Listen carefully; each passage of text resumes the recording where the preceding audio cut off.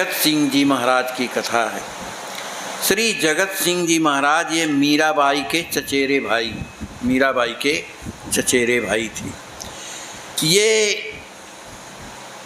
राव चांदा जी के पौत्र और ठाकुर रामदास जी के पुत्र थे।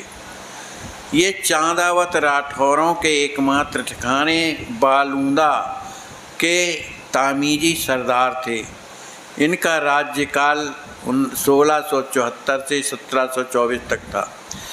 ये भगवान के अंतरंग भक्त थे, भगवान की सेवा करते थे, लेकिन बड़े वीर थे। कहीं भी लड़ाई में जाते थे तो अपने जो सैनिक थे उनसे ये हमेशा कहा करते थे कि देखो हमारे आपके बीच में हमेशा ठाकुर जी रहते हैं, इसलिए ठाकुर जी जहाँ पर रहते हैं तो विजय उन्हीं की होती है, तो विजय हमारी निश्चित होगी, इसलिए बड़ी शौर्य के साथ लड़ो। तो इस तरह से सभी सेना इनके कहने से बड़े परिश्रम से लड़ती थी, यद्यपि ये स्वयं बड़े शूरवीर थे। एक बार की बात है, जगत सिंह बादशाह के निमंत्रण में दिल्ली गए। अब रोजाना भगवान की सेवा करते थे, श्याम जी की सेवा करते थे। तो सेवा ऐसे ही नहीं करते थे, विधिवत सेवा करते थे। अपने बावली से जल सिर में रख करके लाते थे, फिर वहाँ पर झाड़ा पोंछा लगाते थे, सभी बर्तन साफ करते थे, फिर भगवान की सेवा करते थे, माने हृदय से सेवा करते थे। तो कुछ दिनों के लिए इन्हें दिल्ली जाना पड़ा, बादशाह की के पास उनका निमंत्रण आया हुआ था। तो जब वो लौट करके कुछ दिनों में आते हैं तो भगवान ने स्वप्न में कहा कि आपके जाने के बाद हमें बड़ी पीड़ा हुई, इतनी पीड़ा हुई कि हमारी सेवा ठीक से नहीं हुई है, इसलिए आप हमारी सेवा का ध्यान किया करिएगा, आपके ना रहने से हमारी सेवा बिगड़ जाती है। तब फिर जगत सिंह हमेशा अपने साथ में ठाकुर जी को रखते थे।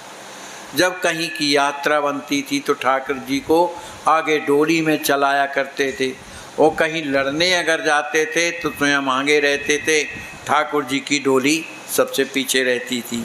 बस यही उनका क्रम बन गया, माने जहाँ भी जाते थे अपने ठाकुर जी को साथ में लेकर के जाते थे। एक बार दिल्ली का जो बादशाह था, इन्हें किसी ऐसी लड़ाई में भेजा जहाँ जीतना बड़ा मुश्किल था, तो वहाँ पर भेजा।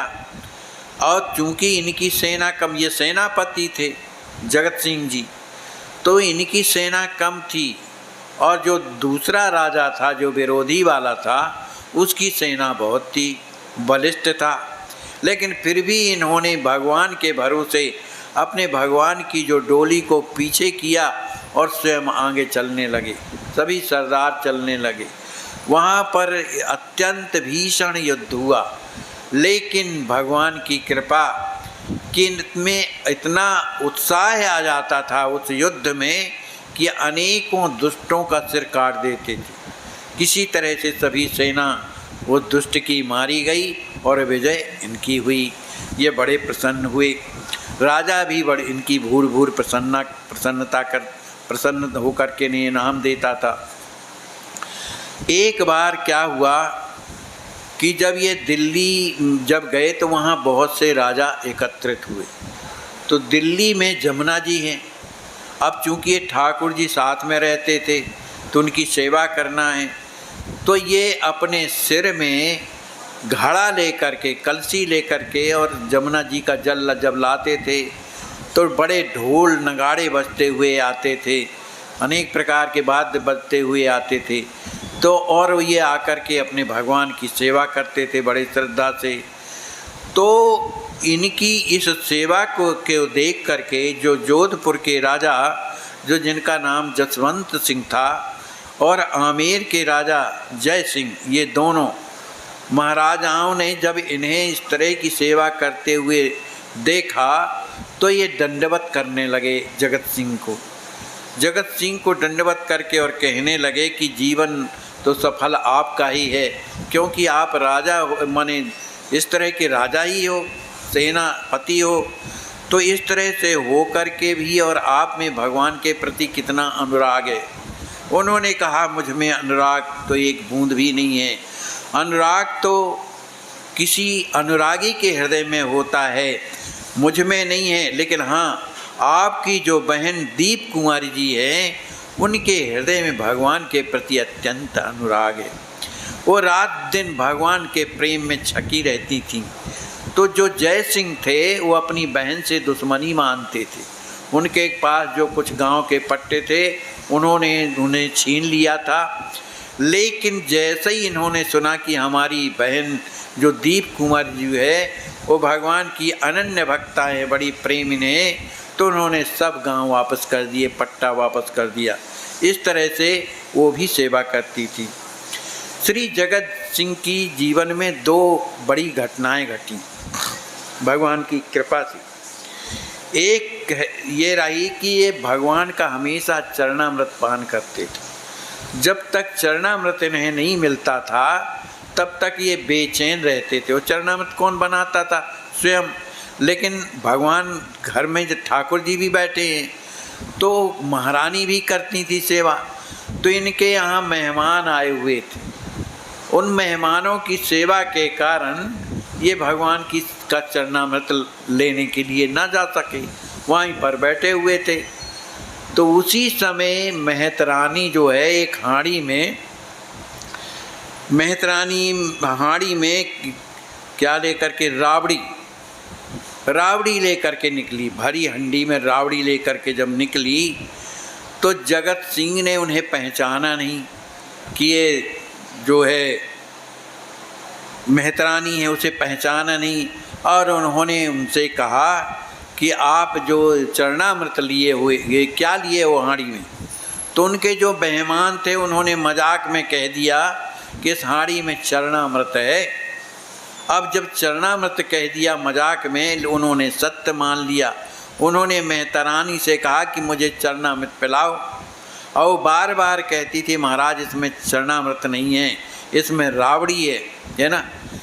लेकिन वो नहीं मान रहे थे। उन्होंने अपने मेहमानों की बात को सत्य माना कि ये जो कह रहे हैं भगवान का ही चरणामृत है। उन्होंने कहा हमें खोल करके दिखाओ हांडी में क्या है।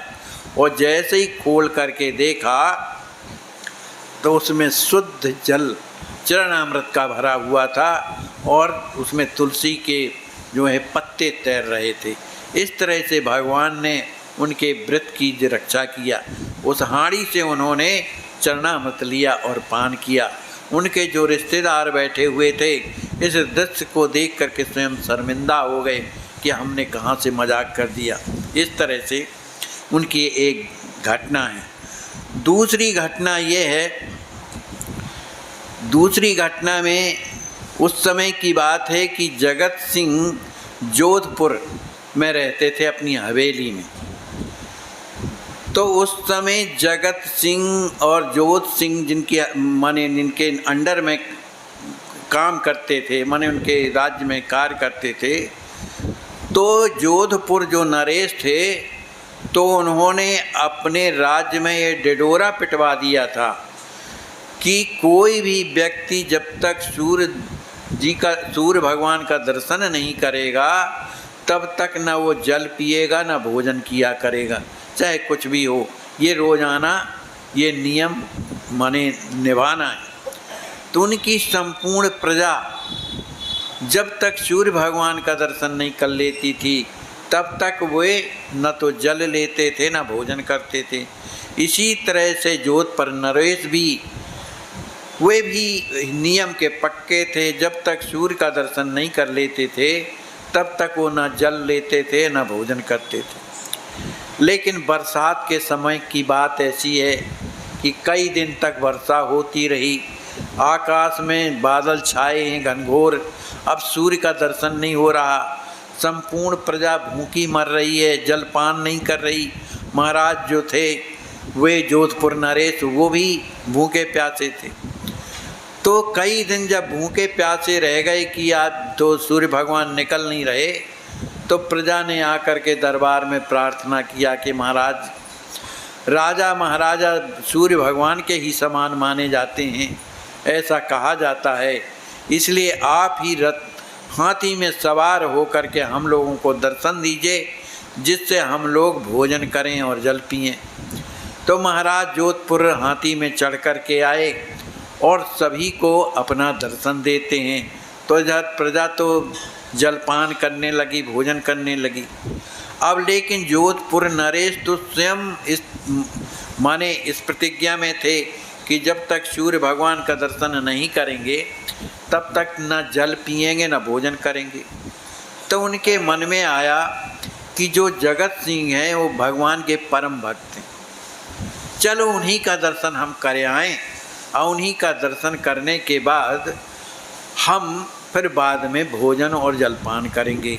ऐसा मान करके और वे हाथी में चढ़े और जगत सिंह का दर्शन करने के लिए जाने लगे। इस बात की सूचना श्री जगत सिंह जी को पता जब चला कि महाराज हमारा दर्शन करने आए, जबकि उनके अंडर में रहने वाले हैं, तो भगवान श्याम सुंदर की पूजा कर रहे थे। हाथ जोड़ करके प्रार्थना किया, प्रभु इस अधर्म से मुझे बचाइए, क्या मैं दर्शन देने योग्य हूँ?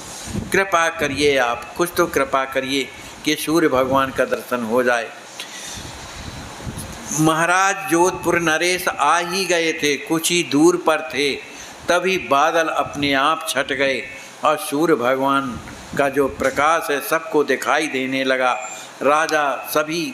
राजा ने जब दर्शन किया, जोधपुर नरेश ने बड़े प्रसन्न हुए कि भगवान ने कितनी बड़ी कृपा किया। ये जगत सिंह जी का प्रताप है जो सूर्य भगवान प्रकट हो गए। तो भगवान से प्रार्थना करने पर जगत सिंह ने सब लोगों को कई दिनों तक वर्षा में जो सूर्य भगवान का दर्शन नहीं हो पा रहा था उनका दर्शन कराया। इस तरह से जगत सिंह जी के जीवन में भगवान की बड़ी कृपा हुई। जगत सिंह जी श्याम सुंदर के सामने इनका जीवन कैसे समाप्त हुआ? ये हमेशा सेवा करते रहते थे और कीर्तन करते रहते थे। एक दिन जब सेवा कर रहे थे, सेवा करते हुए फिर वो जब कीर्तन करने लगे श्याम सुंदर का, और कीर्तन करते करते ही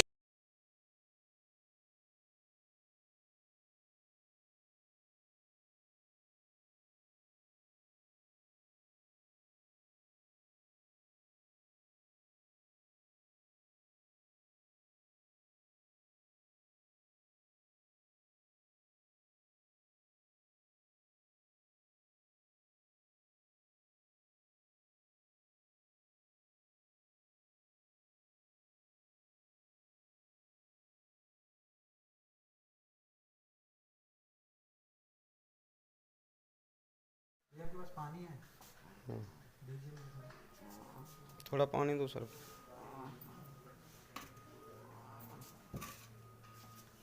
और कोई दिक्कत तो नहीं हो रही माता जी? हाँ ठीक है, आराम से लेटे।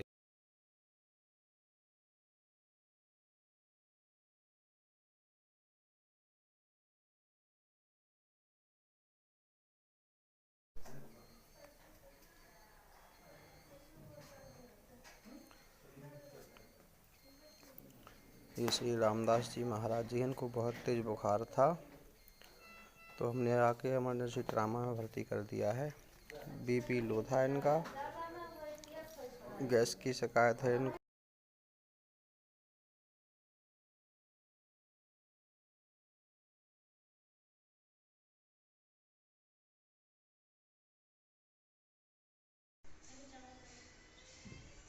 जय श्री राम। क्या दिक्कत है आपको इस समय?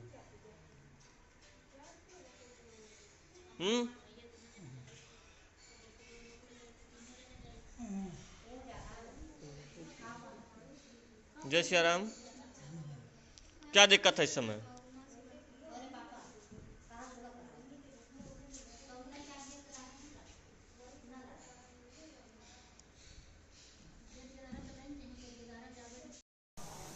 जय श्री राम।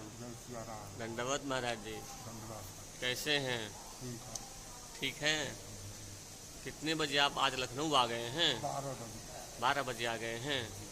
जांचें कुछ हुई हैं आपकी? जांच हुई हैं।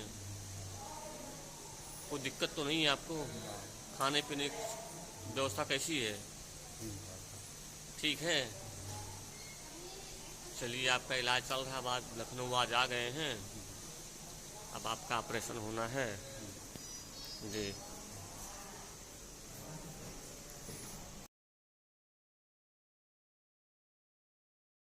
ऐसे आज भी हजारों लाचार वृद्ध अस्वस्थ हालात में पड़े हुए तड़पते ईश्वर अल्लाह से मना रहे हैं कि अब मैं जीना नहीं चाहता, सहा नहीं जाता, मुझे ले चलो। आइए, अगर आपके दिल में ऐसों के प्रति दर्द है तो ट्रस्ट के साथ मिलकर अपने अवकाश प्राप्त समय का दान देकर अपनी बौद्धिक योग्यता का, अपने धन का सच्चा सदुपयोग करके इनका दर्द मिटाएं और उस परम पिता परमेश्वर अल्लाह गॉड का प्यार प्राप्त करें। नवजन तो तेने कही जे पीड़ पराई जाने रे, वैष्णव जन तो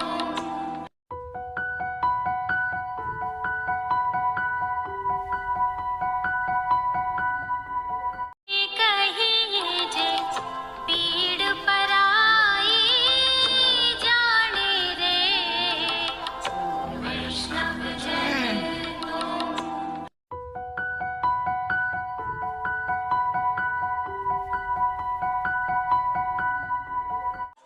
वैष्णव जन हाँ, ज़्यादा नहीं लगेगा। हाथ कटने के बाद तो दवा भी रोक चलेगा फिर। चलिए, उसके बाद तो डॉक्टर ने कहा है कि कैंसर आपका जान बच जाएगी, हैं? आगे नहीं बढ़ा है, हैं? चलो ठीक है, भगवान करें आपका मंगल हो, आप जल्दी स्वस्थ हो जाएं।